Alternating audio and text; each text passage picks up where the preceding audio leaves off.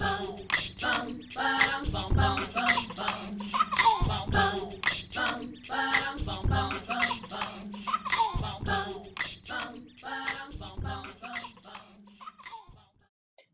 hello, and welcome to another Black Creative Healing collaboration. We are back after a short break for the month of February for Black History Month, my birthday, and some family travel that happened. Thank you all for the support during that time, for finding ways to make me feel special, including sharing tweets, sharing social media posts from Black Creative Healing on Instagram, supporting the Patreon. We managed to just blow through 2 goals from the month of January straight into February, and that was really, really cool to see.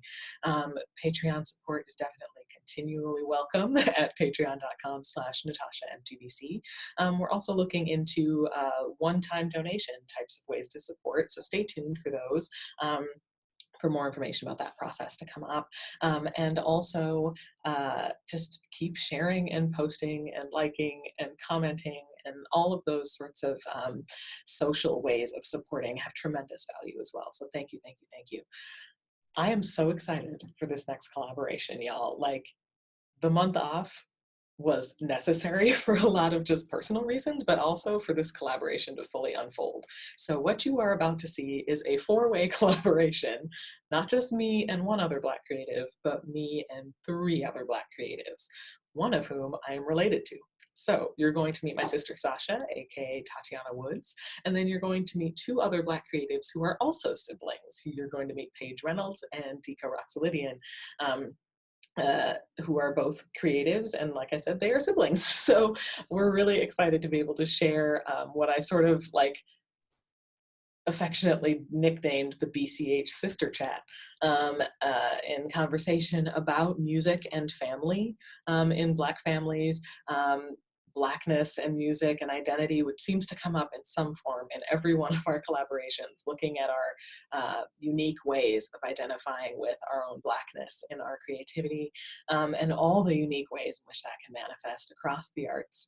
And then we also look at expanding on the idea of play, which, interestingly enough, we started this collaboration either around the same time, possibly even before episode 3 got started. This collaboration's been a long time in the making. But it just happened to work out that Zelda and I from episode 3 did our collaboration that turned into something that was largely based on play. And then the conversation here that you're about to see also went in a very play-based direction.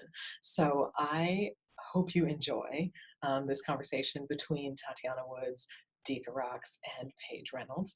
And yeah, just can't wait for you to see it. Can't wait. I'm Tatiana Woods, singer, songwriter, play piano a little bit, make beats, trying to come out in the music world, but I also dance to make money to survive. So that's where I'm at right now. I am Paige Reynolds. I am a theater maker, arts administrator, cultural organizer, and spiritualist at the intersection of all those things that I do. Yes. Love it. So I'm Deekah Rox, and I am a vocalist, a guitarist, a music teacher, and the creator of the Cosmic Slop Music Festival. awesome. Okay. Let's talk about Slop Fest. Cosmic Slop Fest. Tell us what it is. So in 2010, I got really tired of only seeing my Black rock, my fellow Black rock musician friends, like at their shows, or for a few minutes at the end of my shows or whatnot. And so we all, it started as a Facebook status, and I said, we need our own festival, we need our own get together or whatnot, and not everybody can drive to Brooklyn to go to what was Afro punk at the time, when it was still really underground and really DIY, and we made our own. And so it's the first year, it was 2 stages, indoor, outdoor, and I want to say we had 20 bands. The second year we did 2 or 3 stages and a few more bands, but there's always been like a minimum of 20 and 2 stages, 12 hours, tons and tons of vendors and food. And it's only gotten bigger every year. We've taken a year off here and there. So technically we've been planning the festival now for 10 years. We've taken a few years off in between. So this will be the 6th festival coming up this year. And we're actually going to be changing the format around a little bit because once a year is not enough. And we find ourselves, kind of longing for one day, and it's not really sustainable, for the community more so than the festival. The festival runs itself. The cost of the tickets is usually no more than $20, and that pays for the venue, that pays for renting the back line so that bands don't have to do back line. It's only a 20-minute set, which is the only reason we aren't paying folks right now for their time, and because it's such a party. Hey, just come and bring your stuff. We've already got amps, we've already got drums. If you want to bring some cymbals and if you want to just bring some effects, you could totally do that, but we've got everything else that you need, and we're going to feed you. So come on, enjoy yourself. There's free parking, and people can bring their own merch, I guess. Yeah. Of course, yes, yeah. God, please bring your merch. Plug themselves, yeah. We've got links to the bands on our page all year round at cosmicslopfest.com. So, and we keep them on our YouTube channel also, links to them, like their videos on our YouTube channel, and links to their stuff as well. So it's honestly more about people hearing all the talent that's in Detroit. It's so insane. It's never, ever hard for me to book a festival. I always have a waiting list. Anytime I'm ever trying to book a show, like I've already automatically got 5 or 6 people in mind right now. I could book 3 or 4 different themed shows just from the 30 some odd bands that I've met in the area. And then bands that come from out of town that just want to be part of it, because there ain't no party like a Detroit party, because the Detroit party don't stop. And like people will drive from New York, people will drive from New York who have been New York bands who have never played Afropunk, or who have never even been invited to play, and we fucking love them, come back every year, even if you don't play, just because we like to rotate and keep fresh acts.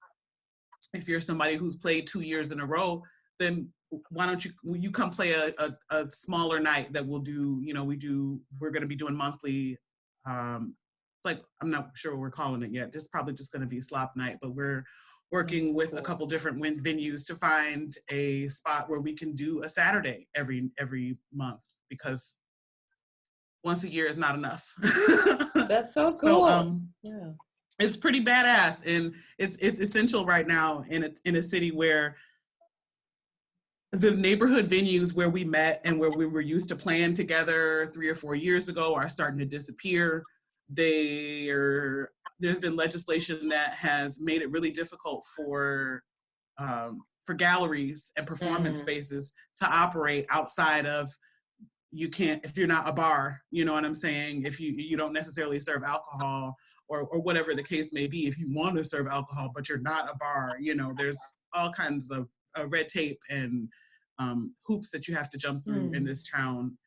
So it's made it kind of difficult for a lot of neighborhood places to stay open. There's so many great venues that we've lost over the years. But what we're hoping for with the Slop Night is for us to have somewhere to go every month and know we're going to see 4 or 5 bands and have a quality show, and to be able to support some venue that I'm sure could use a boost. There's something other than some canned beats or whatever, which is cool, but live music still exists. Right. Yeah. Like that's sort of, it's timely that we're having this conversation this week, because I've been doing that like 21 Days of Abundance thing that got shared in the Black Sunshine chat. Yeah. And now Sasha is in on it. Yeah. But I've really been thinking a lot about how everything is investment and that there are multiple ways of investing in the people and communities that you care about. And this is just one way that you're investing in your community, you know, like that feeds it in literal ways. Like you said, you feed the people that are there. You're supporting these venues that otherwise will die without patronage, you know? And then you're providing the opportunity for these artists to feed themselves by being able to plug their merch and everything and feed back into you. You know? It's for it's sure. a little ecosystem. It's a little ecosystem. And I think the other thing that I was really hoping for with the, you know, with the Saturday nights is the ability to actually put money in people's hands. Yeah. You know, for those with nights. it being just you know, here, man, here's $100. Everybody put $25 or whatever it is we're able to take home that night. You know, it's not so much about will we pull it enough to cover our bills, you know, for the festival this year. It'll be like, hey man, whatever we make off the door is going, you know, it's just going to the bands, you know. Because that like shit feels really good. Yeah, because like you mentioned, the festival feeds itself now, so all this can be like surplus, which is funny because it's not really surplus. It's still really necessary, but it's like for sure. It's exponentially expanding, and that's awesome. Yeah, that's really cool. It feels good. Yeah.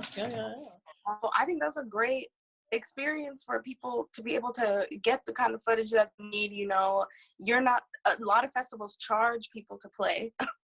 And you're not doing that, so that's really cool. No, God, no. Yeah, fuck no.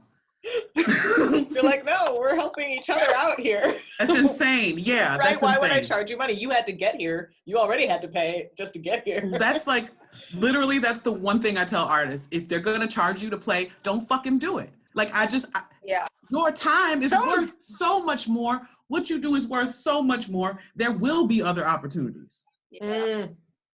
Yeah. Fuck that. Don't fucking. Ooh, that shit pisses me off. I could talk about that for like hours. No, it's crazy. Yeah.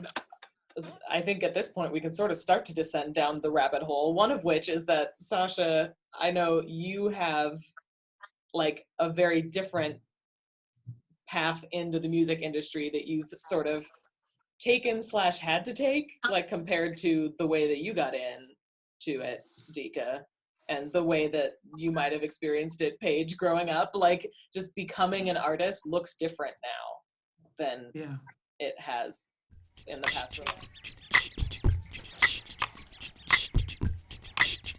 So age, we're like, what, 7 years apart? Yeah. So by the time you were born, I was like already singing in like pageants. You were a real human child by the time. I was a real human child by then. A human child who was like out in front doing stuff and had like some families, you know how like a family will be like, this one's the singer, this one's the bookworm, this one's the athlete. Like that's kind of what initially happened with us, right? Yes. Yeah, our sister Trisha was the bookworm. She was the one that like knew she was going to be a teacher ever since she was like 5, and that has never changed.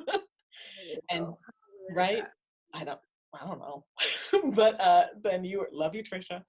Then you were the athlete. Like that's where you got pigeonholed first. Yeah. Right. And I think that's just like a thing that happens. Like, we love you, Mom and Dad. It just happens. I always felt like I was in your shadow. I know. Trisha has said that too. Oh, man. I think it's like a thing that happens with the oldest child. We like set the bar.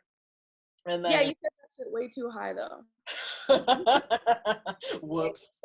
Unrealistically high. But yeah, it makes it hard for you or anybody that follows the oldest child to like make their own stamp. Yeah. To be like, this is who I am. Could you please not make this the comparison? We are completely different people. And I don't think you and I's voices sound the same at all. No. Like they complement each other, but timbre-wise, they are completely different. Right. But I definitely, I mean, being in your shadow, that's a negative connotation, but I definitely looked up to you because I wanted, you know, I saw that you guys did all these musical things or that you played piano or whatever. And I, you know, I mean, I did play the flute and I was really good. Don't get it twisted. Yeah. So I have my little musical outlet besides singing. But I definitely did look up to you as like, you know, I want to do what she's doing type thing. So I would say that's how I got into music. I mean, we did it as a family, of course. The nursing homes and going to the nursing homes and singing was like our origin story there. But even like outside of that, our grandfather on mom's side performed like Gilbert and Sullivan operettas and has a beautiful tenor voice. And the whole family, like our aunts and uncles and everybody is musical. They've been in church choirs ever since we were like little and growing up. And I think even further than that, just like Black families in general, music is part of that. Well, it was always in our home. Like there was always so different literally like so many different kinds of music. Yes. Like my earliest memory of dad's yes. Gangster rap. I love yes, the Chronic. My dad had us listening to the Chronic, the uncut version. I knew all the next episode earlier. The next episode! All the words! And then I would get mad when they play the edited version on the radio. Just say it so I can hear what they're saying and I can listen to it. Right.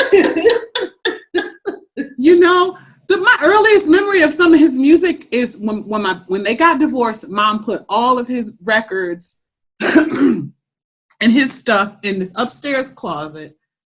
And aside from his porno, which is a whole other conversation, Reynolds.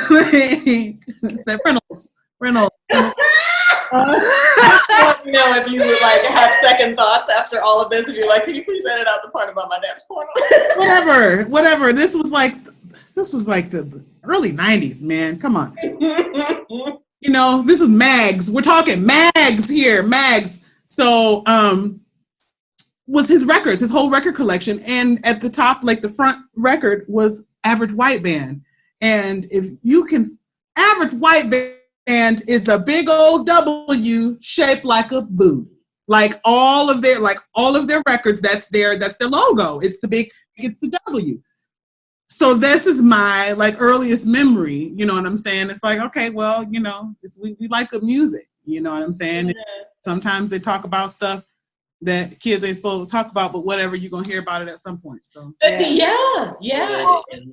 I mean, the culture, when you think of fucking the slaves singing, and then people who are our age now, their grandparents, I'm just trying to imagine how they grew up and how music was in their family. So it would only make sense to kind of, you know, pass something like that down. In my opinion. That was always there. So I think that like, even though people always look at our family like, oh, you're so uniquely musical, I mean, in some ways, yes, but in other ways, we're just like any other Black family, that music is just a part of your life.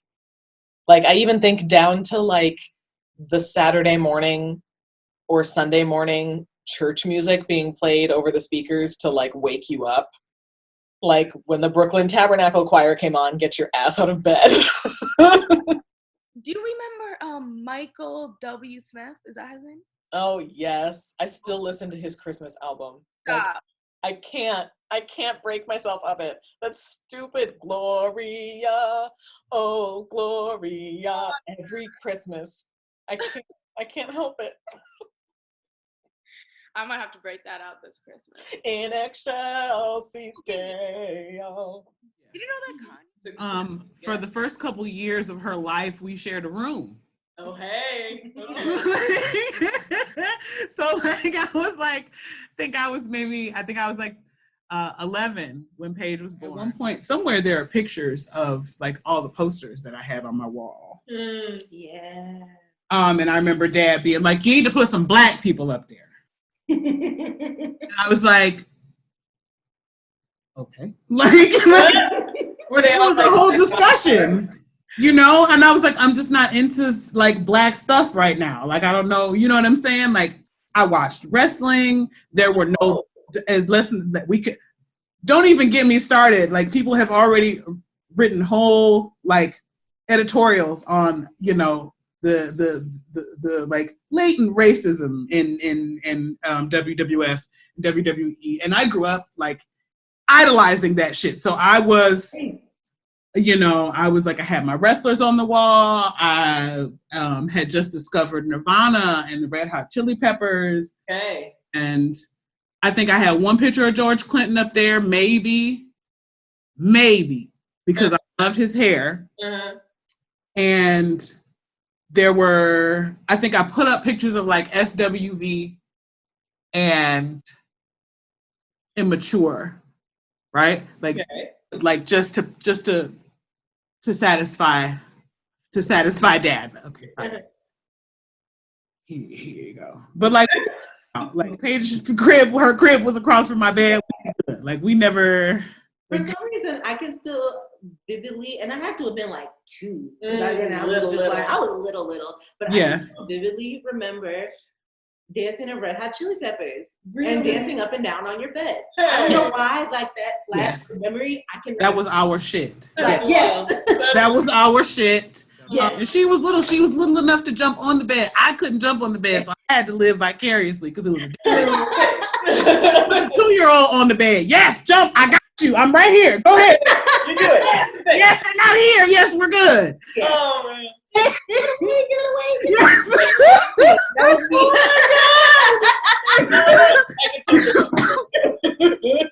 And Paige loved Bulls on Parade by Rage Against the Machine. Was that? Yes, that was my shit. Yes, that was good. She used to be like, I remember this. Wally wound the family with a pocket full of shells. That shit, she was like, she be singing that shit so hard. I was like, yes. Oh my! I was like, I feel like that explains a lot about who I am. Oh my god! I have to like build a playlist so now. I remember hard. That was my song. Like we used to, you know. Right, wow, your family. They were really. What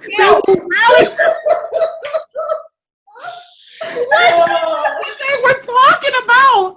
I meant that shit. I meant it.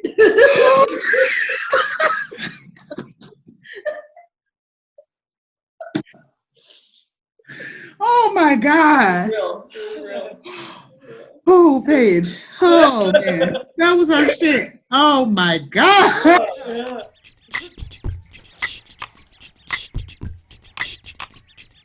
Because it sounds like even though you were like engaging with these white artists that were talking about shit that may or may not have been relevant to your listening experience, that you like, I don't feel like there's any part of us in this moment that's like compromised, you know, by that. Like that, there's your blackness enters into that entirely. Yeah. Like everything is funneled through that or filtered through that. Absolutely. There's so much more to Black music than gospel and hip hop.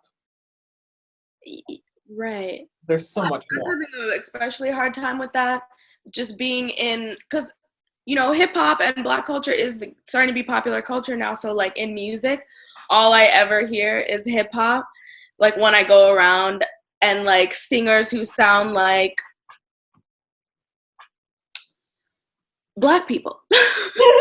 Like what people tell us Blackness should sound like. Yeah. So then I'm over here in my lane trying to do this weird music thing that sounds like musical theater. And it's very, and people are just like, oh, that's cool, I guess. Let's move along. Yeah, they think that somehow that is less authentic than the church music or what they hear of hip hop today. That like those are the only avenues that Blackness takes. And if you're doing something else, you're trying to be white. Yeah. When there are entire subgenres between hip hop and gospel and outside of them, like there's entire underground movements. Like there are musicians doing all sorts of amazing, innovative Black ass things. You name it, I guess. Yeah. Yeah. Like I'm trying to think of some of the artists that you've introduced me to over time, like Laura Mvula.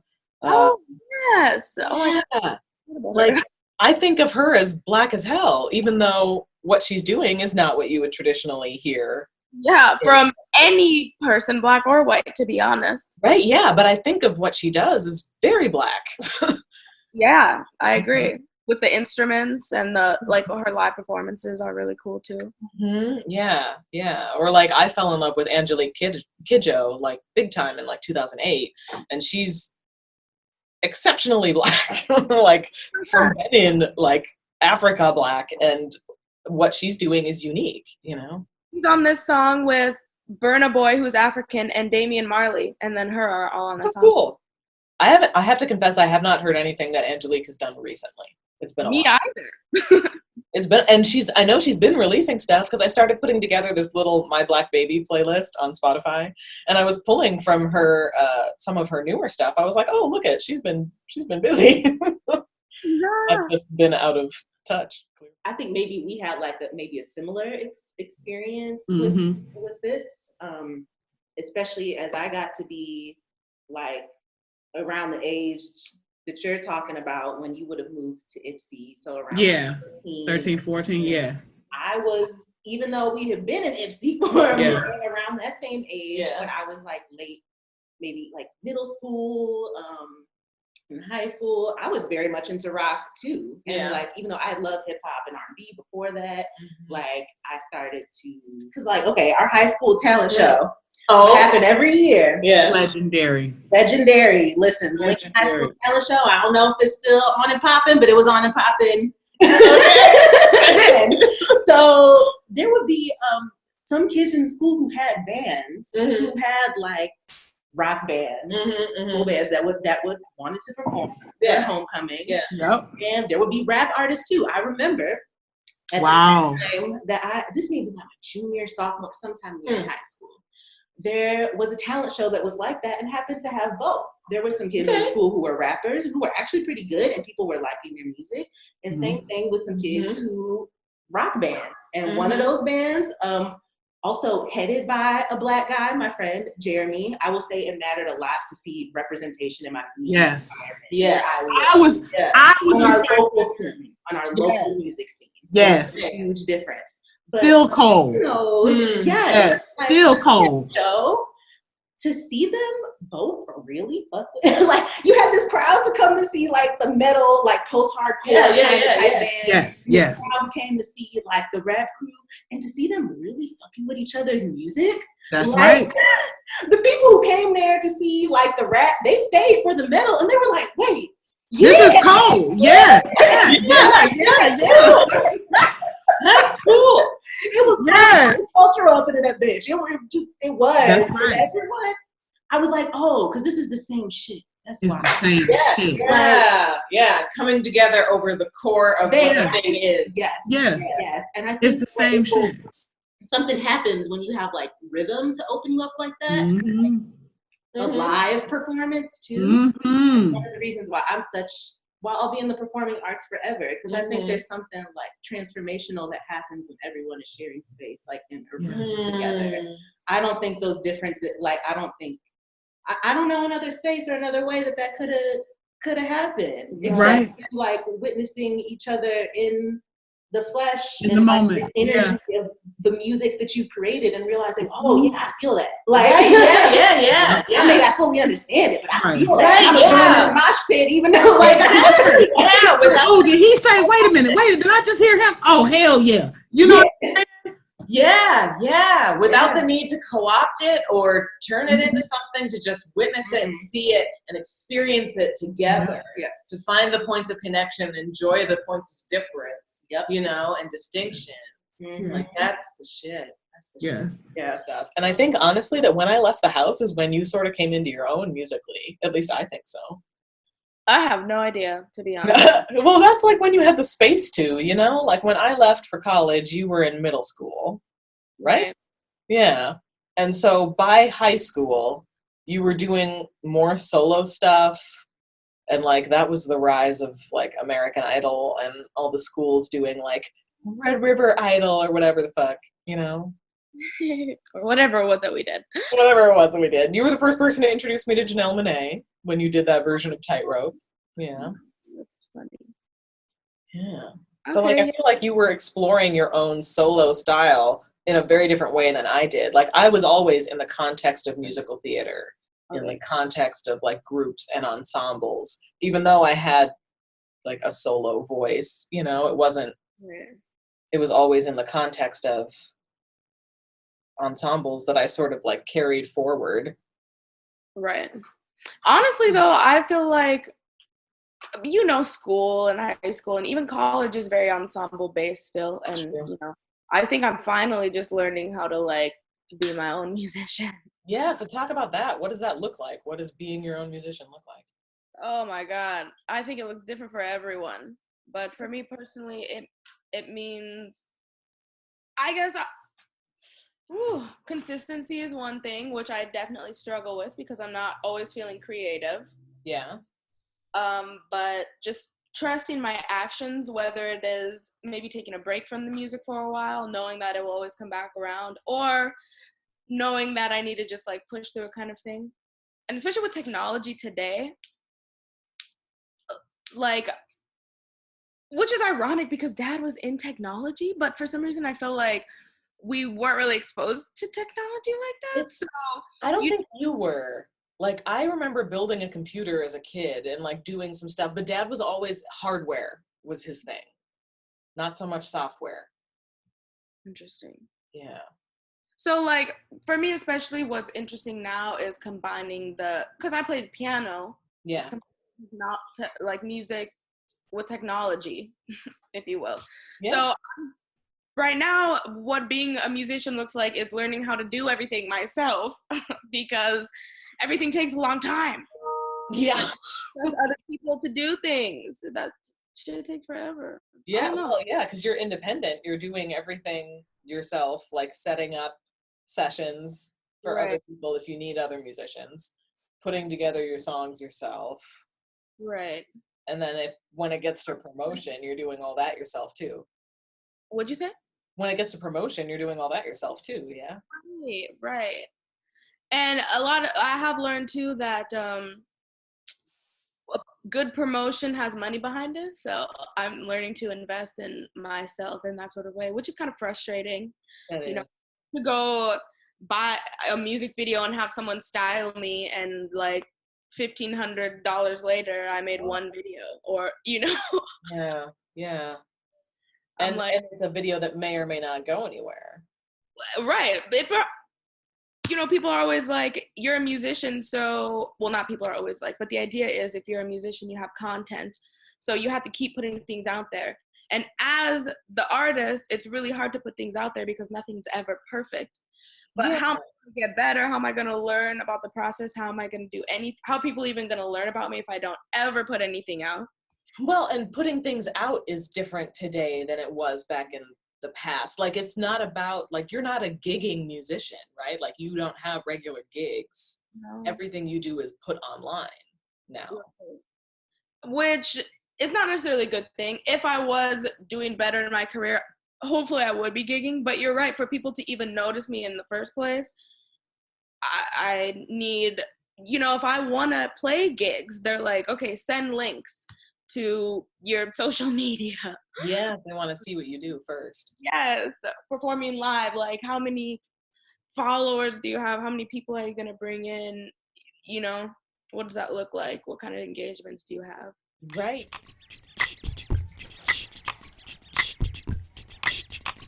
Well, I mean, and you've talked about it too, Sasha, about how much, like, you were talking, I think the phrase was like, good promotion has investment behind it, but it really blows when all that investment has to come from inside yourself and may or may not result in something. Like, I'm not famous. I'm not popping. I don't, not that I want a label, but I don't have a label. I don't have anyone to pay for things, but I need all these things. So you're going to do it. You're going to make it happen and do whatever it takes to make it happen. Yeah. I guess so, yeah. Right. Which I think a lot of people don't quite realize how much that takes, you know? Yes. People really don't, but it's nice to be around, to have finally found like-minded people, and we're all doing the same shit. So sometimes we can help each other, you know, so I don't necessarily have to pay someone to record me or whatever. I know someone who can do that, which really comes to help each other out, you know? Right, yeah. And that sort of ties into, I think, like broader conversations about how we as a people, like Black people, don't always have to use the Western mold of like what support is, you know, like we can have communities where we provide, like we can use barter systems, we can use, you know, like we can support each other in a variety of ways. Yeah. This is so Yeah. on time. The barter Great. system, that's important. Yes. Like revisiting Emergent Strategy by Adrienne Marie Brown. Okay. Another Twitter shout out. Working with her work and other like formations, and like it is so mirroring exactly what you're saying about like creating alternative systems, like being able to create these smaller things that reflect the whole, like the cosmic slop fest, but how can we like decentralize it so that it can be more people and like take it to a different venue, to multiple venues, who know, Yeah. like, yeah, being able to have it grow some roots and spread out Yes. to other places. Yeah. I know when the Black Music Therapy Network was forming, we had a whole retreat where we like sat down and we're like, okay, how are we going to be different than every other music therapy network that exists out there? How are we going to be more authentic to ourselves as descendants of the African diaspora? You know, how are we going to honor that in this work? And even down to how we define who we are. You know, like we're very mindful of the fact that like being a music therapy network, that we're only open to board certified MTBCs, you know, like we want to break that down, you know, because our indigenous cultures have been using music for healing for generations, and that is valid. You know, we want everyone to be able to have a seat at the table of the conversation. So yeah, that those types of strategies they're really popping up and feeling really relevant and timely for a lot of people. And for this project too. Like One of my Paige, friends was like, buy me some sneakers. right? There And you don't go. do what you need. And it works, right? And like, with integrity. yeah. Like, treating artists with respect and integrity, like as all people who are laboring should be. Like creative labor is still like labor, and it takes resources and skills. Totally. I was trying to explain to someone how people always complain about how expensive musicians are, like the labor, they don't want to pay for the labor, you know, a photographer or at a wedding when you have a band. But it's like, I spent all this money, all this time getting to a point that I can be here today. So that's what you're paying for. Like a recording engineer or a beat maker, sure, I can make this beat in 2 hours, but I worked for 10 years at this. You know what I'm saying? That's why you have to pay $300, $400, $500 for it or whatever. I don't think people understand that. Yeah, they think they're just paying for the literal drop of time that it took you to do the thing. And it's like, no, you are paying for the decades of experience and education that it took to get me here to the point where I could do what you wanted in this amount of time. That's right. Exactly. Right? Like, exactly. yeah, that ain't nothing. That ain't nothing. I love that you brought out like alternative forms of payment. I think of it that way. People's labor like opens up that conversation. Like, okay, so like if you also understand that your skills are valuable too, then maybe, and your labor is valuable as well, then like what can you trade with people? So like, right? Yeah. Everyone wins if you think about it like that. Like, why don't yeah, why don't we do that more? Like even with this project, which reminds me too, each of you has to think about like what arts-based thing you want from me as a gift, you know, as a thank you for being part of this. But like that's how I'm doing this so far. Like I'm not in a position where I can pay people monetarily for their time, but I can give still. You know, like I can give in other ways. So yeah. That's all, it's all valid, and like not just valid, because valid sometimes like has this connotation of like the bar has been met, and this is more than that. Like I think this is a way of valuing and enriching each other on a deeper level, on a more meaningful level. Yes. You know, that's more than just valid. That's like necessary. That's yeah, enriching. for sure. Yeah. Yeah.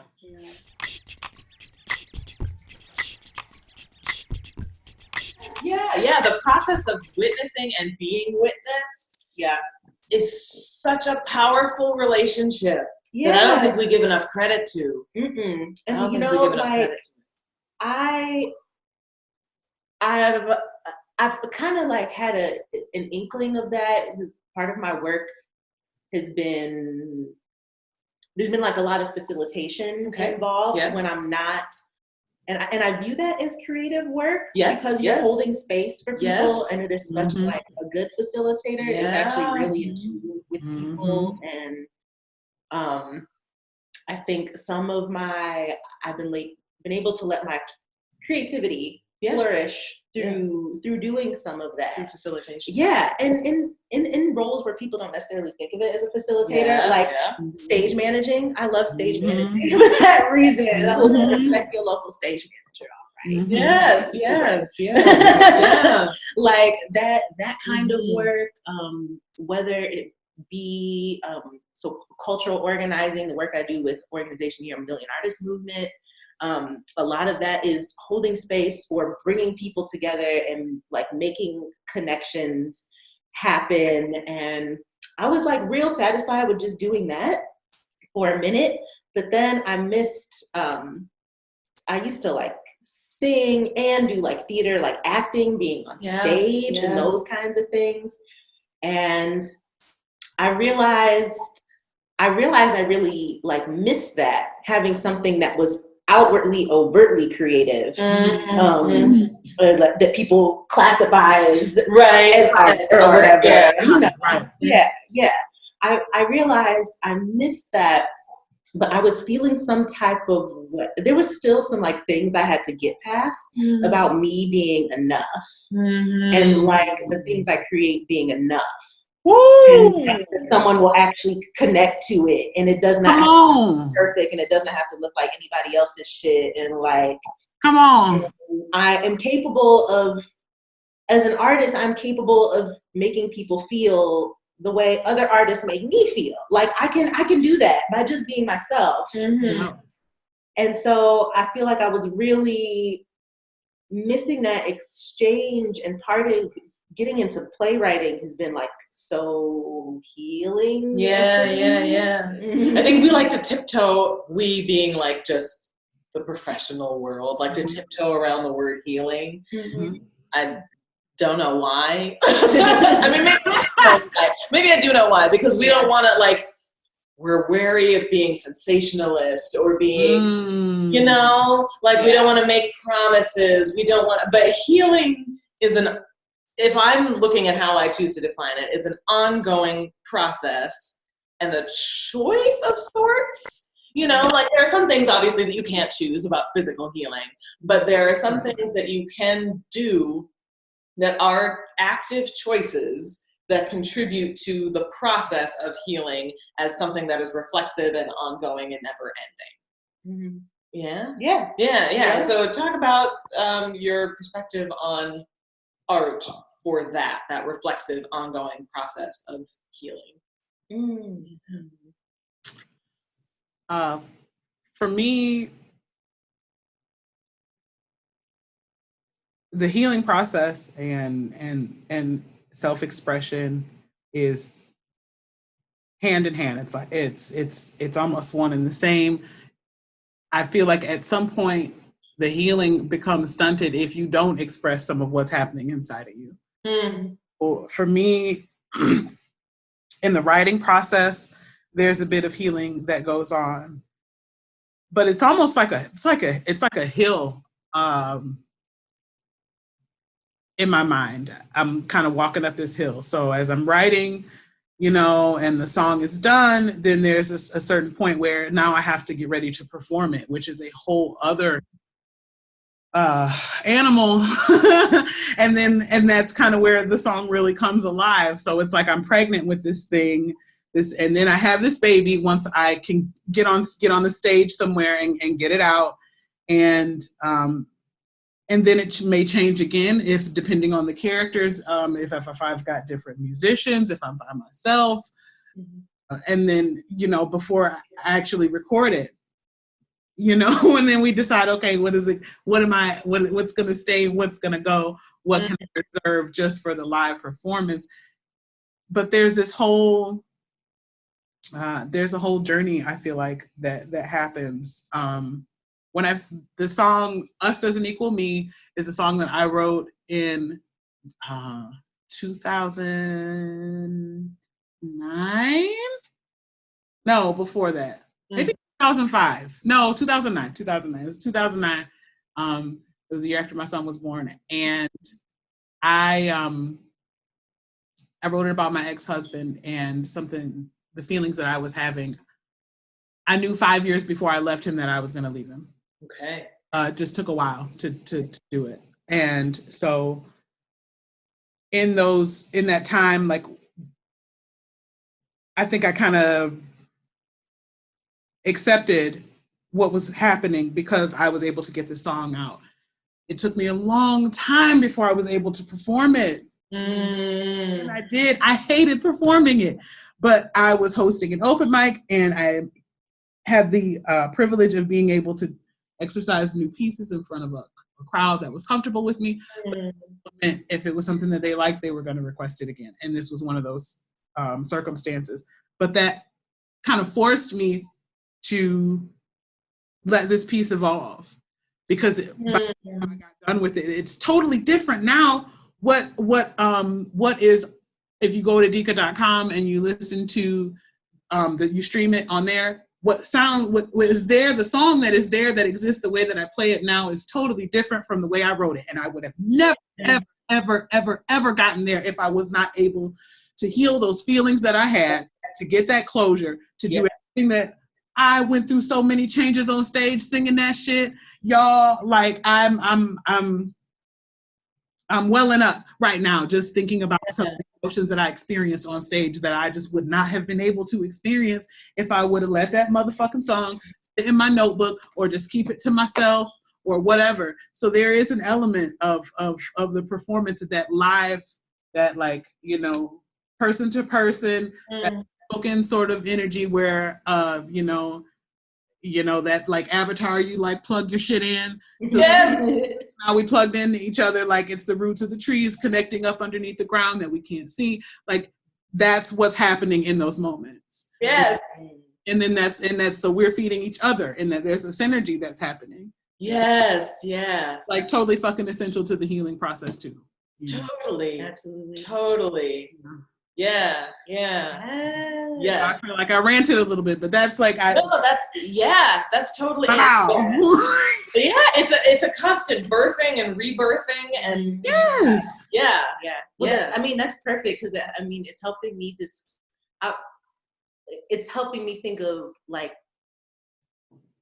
frame some of, like, where my, like, practice is right now, because that whole, like, exchange of energy and, like, transforming through that, I feel like realizing that is what's happening, and that I'm able to do that just by going through my own process and, like, letting other people witness it is part of what's helping me be creative again and be, like, courageous about putting it out there, because, like, when I do put it out there, I experience that, unlike people, like, hearing myself say or sing or whatever, something out loud, something happens within me. And then when other people come up to me after and say something was happening within me too, I'm like, whoa. So you saying that, like, that is how I help others heal too, by just doing my own work, like, and letting others witness it, right? Yeah. Me being myself. Yeah, I think it's important about what Deekah was saying when I was listening to you guys, when you're talking about writing that song and how it's like a healing process. It's you're helping other people heal in the process, kind of. And it's like you said, there are certain situations that, you know, we or whoever's listening to our music maybe would never have been able to get through without that in the first place. So I kind of feel the same way as you. The reason I want to share with people, obviously, but it might be more selfish than not. It's you know, I need that too. Yeah, that you need the thing you're putting out, and then it also happens to help other people.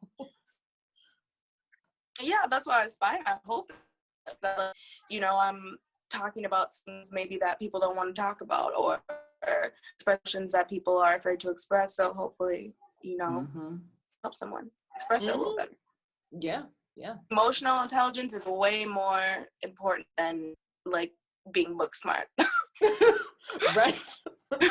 Because one might help you pay the bills, but you might not have any friends. Or you might hate You your might be the life. most hated person. Yeah, You there might you be the go. most hated person in the room. Yeah. Right. How's that hitting the other two of you? Why be creative? I think she really like it's just that's it. You hit the nail on the head. Like it's self-preservation.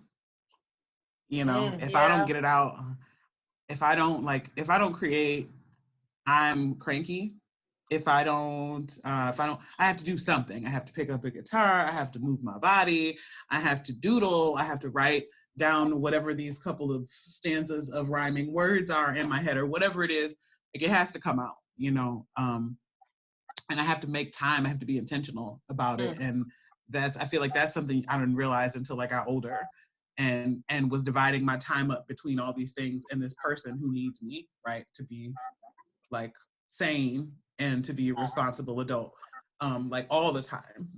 So that was a big deal. Like when I, really realized how much parents don't realize how much of themselves they kind of have to put on the back burner to be what they need to be for their child.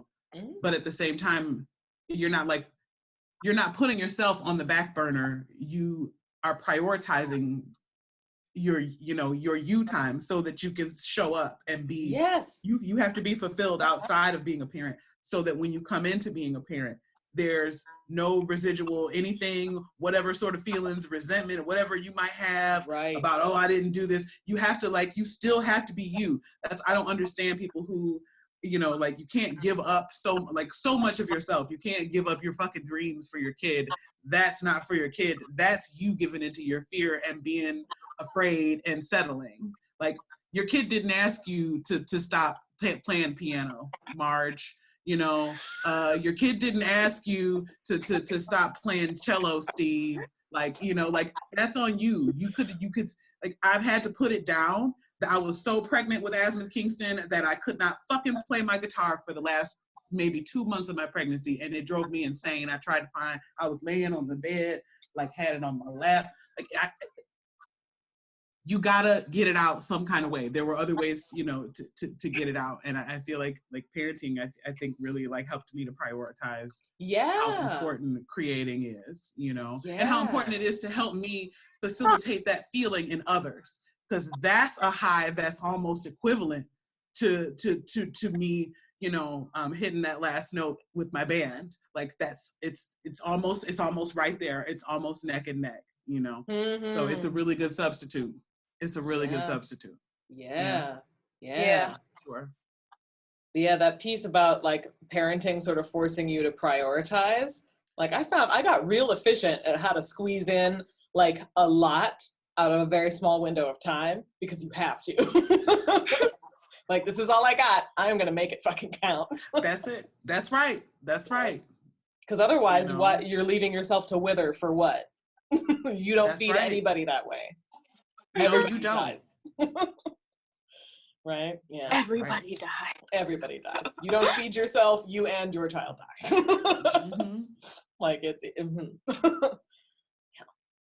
That's intense. That's the truth. It was intense, but it's the truth. It is. How about for you, Paige? Why create? Because I have to.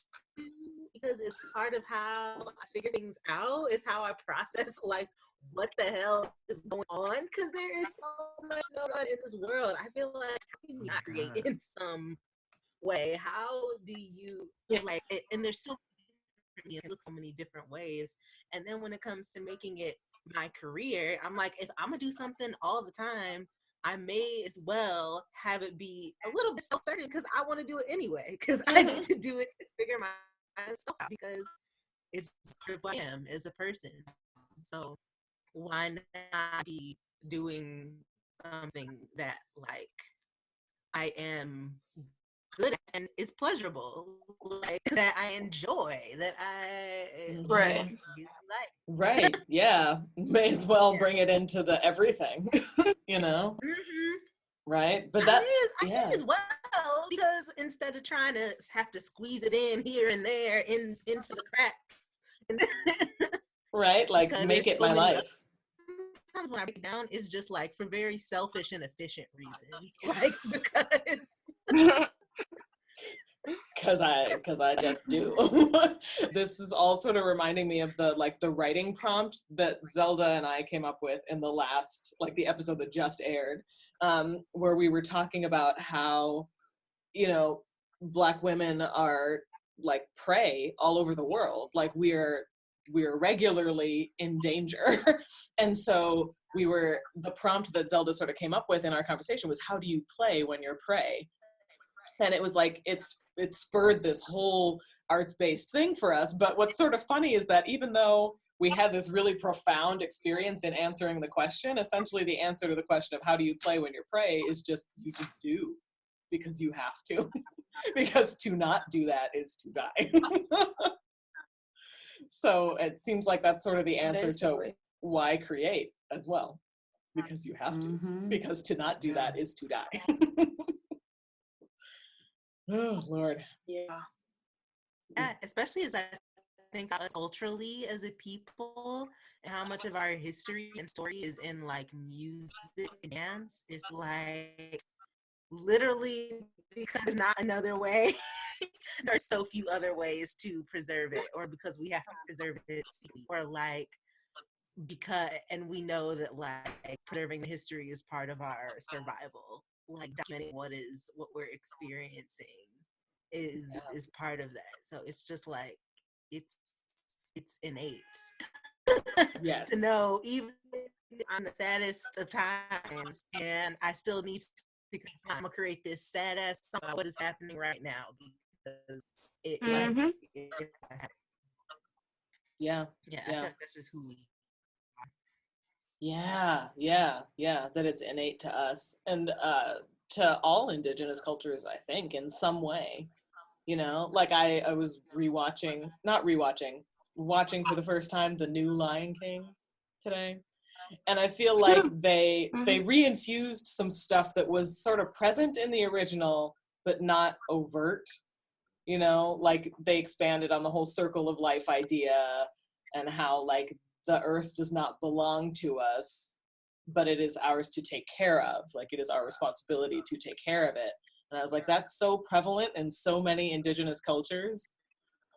And how cute that they put it in a Disney movie where nobody's going to listen to that sentiment in its entirety. We'll all hear it and be like, yes, it is ours to take care of. We own it. That's not what Mufasa said. No. We own it. That's not what Mufasa said. But that's what Karen's going to hear.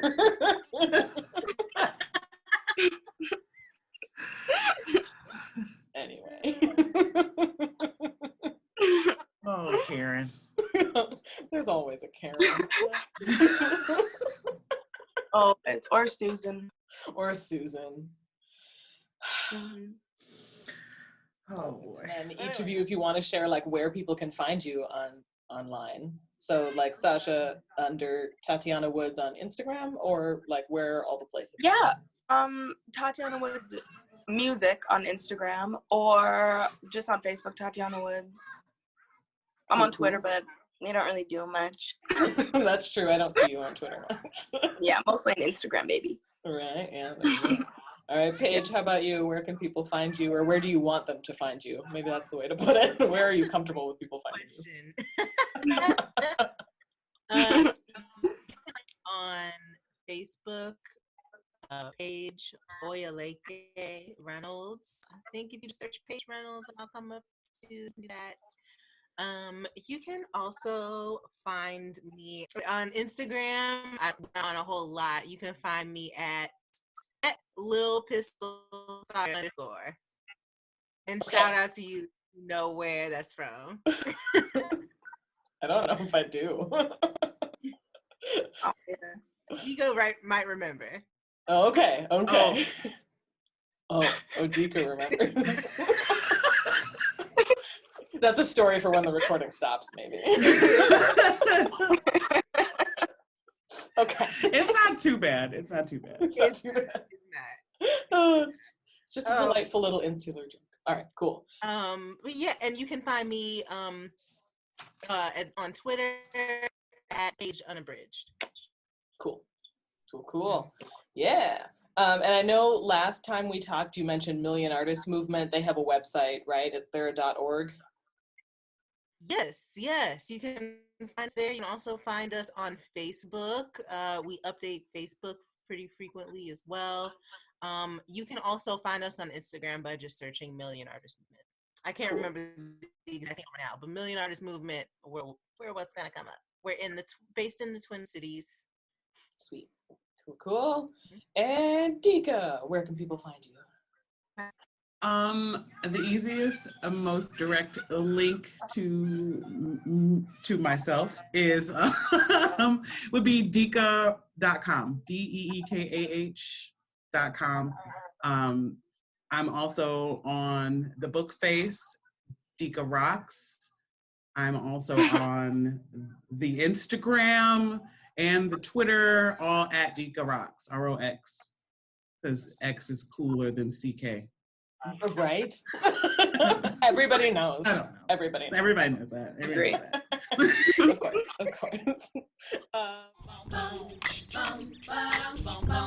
I think we could, I don't know, spitball some songs and then see what kind of songs are similar or how similar or what kind of. Hang on, you froze a little. I was just gonna ask. Damn it. Sorry, wow.